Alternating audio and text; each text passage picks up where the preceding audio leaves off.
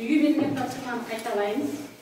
Атлас картасын қолданып, 1-ден 10 санына дейінгі мемлекеттерді анықтап, қазір картаға белгілейміз. Құрметті оқушылар, алдарыңызда карта жатыр, исім карта. Содан 10 мемлекет тығыздығы жоғары, мына топ христиан тобына, тығыздығы төмен халық санының, ислам тобына сіздерге төмен, сіздерге тығыздығы жоғары халық санының қалай орналасуы. Тығыздығы жоғары. Анықтай қойып, картаға келіп, Жақында сурет картаға бірінші дайын топ шыға беріңіз. Елдерді белгілей қоямыз картадан. Не үшін саяси картасынан белгілей қоямыз. Сіздер тығыздығы жоғары. Сіздер төмен.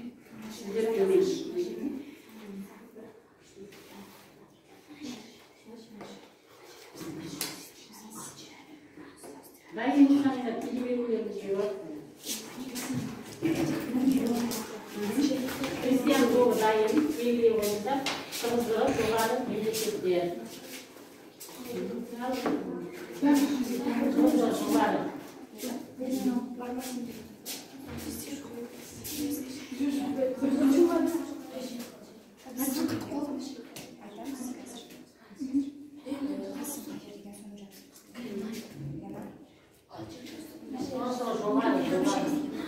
Халық саны тығыздығы жоғары деген көп деген сөз бар. Тығыздығы жоғары. Өте көп орналасқан. Тығыздығы жоғары деген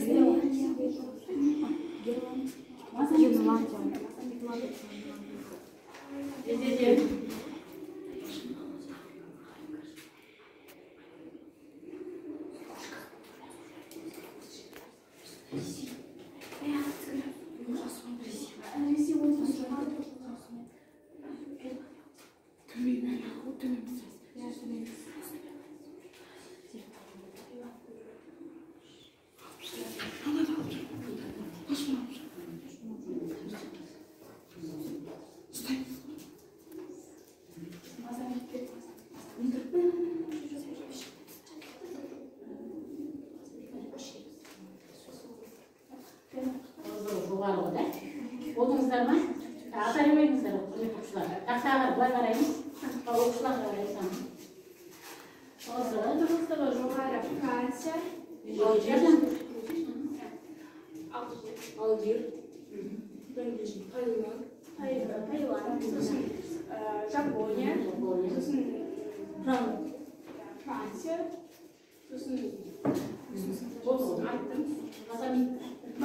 Мозамбик. Жақсы, өте жақсы. Өте жақсы. Барлығымызға бір қайда береміз, отыра қойыңыздар. Келесі, ол төмен.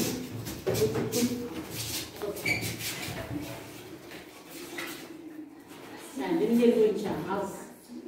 Халықтың аз.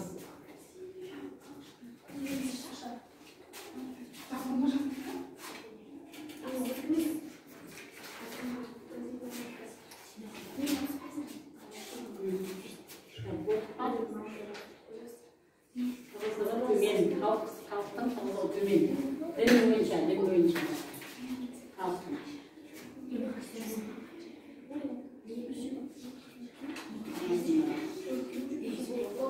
Ал атайын бөліңіздер, қалып сақпен бөліңдер. Тығыздығы төмен елдерде ақш, Гренландия, Бразилия, Австралия, Ресей жатыр. Қарай қойыңыздар, оққа өте жақсы. Отыра қойыңыздар. Өте жақсы, барлығымызға бір алған қоямыз. Тапсырмасы бойынша. Ескеп жүру мақсатында барлығын тапсырады. Себебі халықтың орналасуы тығыздығы бойынша. Бүгінгі жаңа тақырыбымыз бар. Дүниежүзі халықтарының діни құрамы. Жазамыз тәпсірге.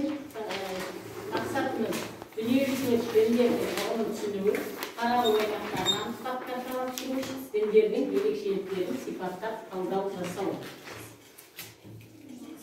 Тәпсірге түсер ойынды.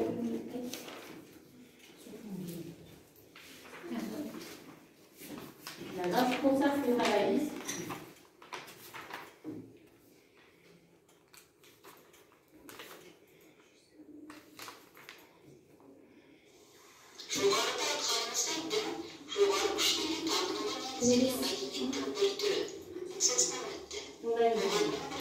Кітапты дамыды. Ендеше оқушылар, рулық тайпалық өмірдің тотемизм, анимизм, фетишизм анықтамасына тоқтала кетейік. Тотемизм алғашқы діндердің бірі. Тотемизм немесе табыну. Тотемизм адамдардың жануарларға, ағаштарға, құстарға, аңдарға ерекше бір қасиеттердің иесі ретінде табынуы. Сонымен қатар, түрік тектес халықтардың барлығында ортақ табынған киелі тотем жануарлары әсем марал, көк бөрі, бүркіт екендігі бұрыннан белгілі. Көк түріктер мемлекетінің туынды көк бөрінің, Шыңғысхан құрған моңғол мемлекетінің байрағында сұңқардың суреттің болуы кездейсоқ емес. Анимизм заттық дүние құбылыстардың жан болуын білдіретін термин, немесе жансыз дүниенің жаны бар деп түсіну және соған табыну. Анимизм терминін ғылыми қолданысқа ағылшын этнографы және мәдени антропологы Тайлор енгізген. Анимизмнің көрінісіне қазақы дүниетанымдағы киелі, қасиетті жер бедерлерінің атаулары жатады. Табиғат аясындағы мәдениет үшін қоршаған орта кел таулардан, құтты өзендер мен көлдерден, ағаш бұталардан, тағы да басқалардан тұрады. Ағаштарды киелі деп шүмелектер байлап кету және сол ағаштардан қандай да бір жәрдем бұрған сұрау анимизмнің белгілері. Анимистік діни ұғымдар солтүстіктің аз халықтарында, нанайларда, ненецтерде, эменгілерде, хахастарда, буряттарда, тағы басқа көбірек кездеседі. Фетишизм французша тұмар, қасиетті, күші бар зат дегенді білдіреді. Жансыз материалдық заттар тасқа, ағашқа, сүйекке, малдың бас сүйегіне, тіске, тағы басқаларға табыну, оларды қамқоршы көру. Көбінесе алғашқы қауымдық құрылыс, көне мәдениеттерге тән жансыз заттарға қасиетті деп табыну. Кейінірек тас мүсінді құдай, бұттар, ескерткіштер жасап оларға табыну. Дүниежүзілік діндерге тоқтала кетсек. Буддизм әлемдік діндер арасынан ең көне дін. Ол біздің заманымызға дейінгі 6 ғасырда Үндістанның солтүстігінде пайда болды. Оның негізін салушы үнді ханзадасы Гаутама. Бұдан кейін оған Будда, яғни рухани таза деген ат берген. Буддизм діні оңтүстік шығыс Азияда көбірек тараған. Келесі дін христиан.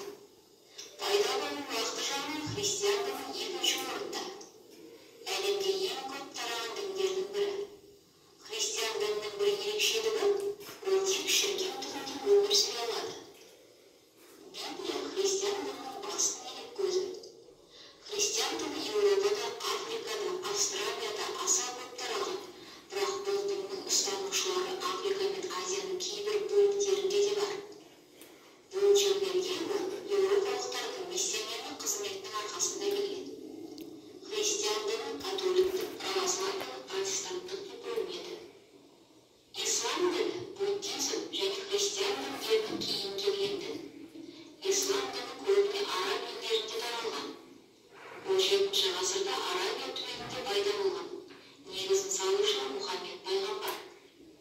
Ұстанушының бой ұсынушы деген мағына білдіретін атауына байланысты бұл дінді кейде мұсылмандық деп атайды.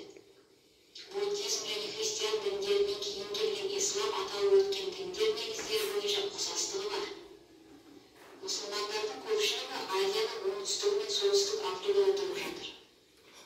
Ең ірі ислам мемлекеті Индонезия.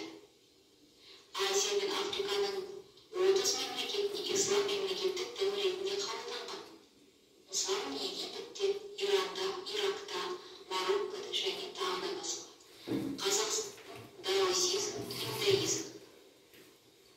Оқушылар, сіздер бір түрлі көптеген мәліметтермен таныс болдыңыздар.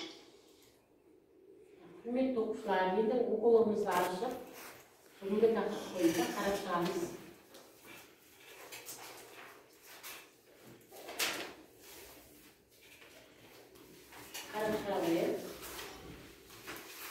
Танысамыз, бүгінгі тақырыппен танысамыз оқулық бойынша.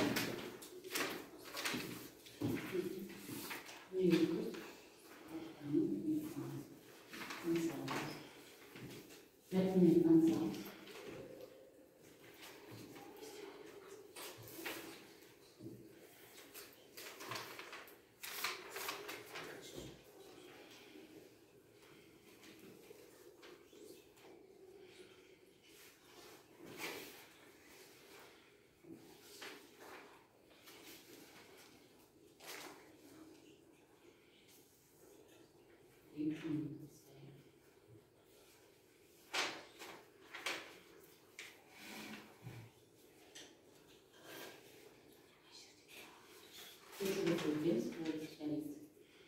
Sizler qanday din ustanasizlar? İslam dini. Жаңа айтып өтті, видеороликте ислам діні қай елдерге тән екен? Көбінесе араб елдері, оңтүстік Азия елдері алады? Ұстанады ислам дінімен. Мына терминмен танысатын болсақ, қалдар дін, религия деп аталады, ұлттық діндер, традиционный религия. Әрбір ұлттың өзінің діні болады. Мысалы, жаңа айтып кетті ғой видеороликте синтоизм, индуизм, синтоизм, жапониянікі, индуизм, үндістандікі деген сияқты.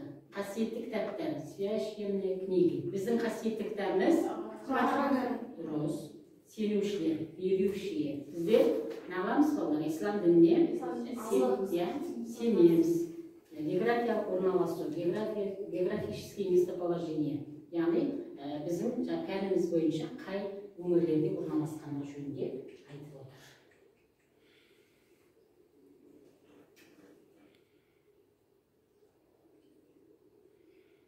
Енді бала дін сонымен адамзат қоғамындағы аса күрделі де маңызды әлеуметтік мәдени сала екендігімен таныстық.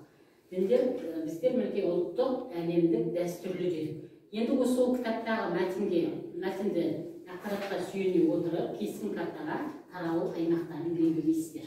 Алдарыңыз жаңа кескін карта тастадым ғой.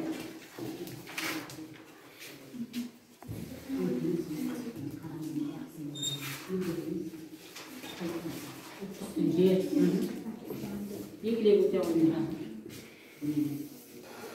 Қаламсақ белгілейміз қай жерлерден боялған бойынша қай жерде.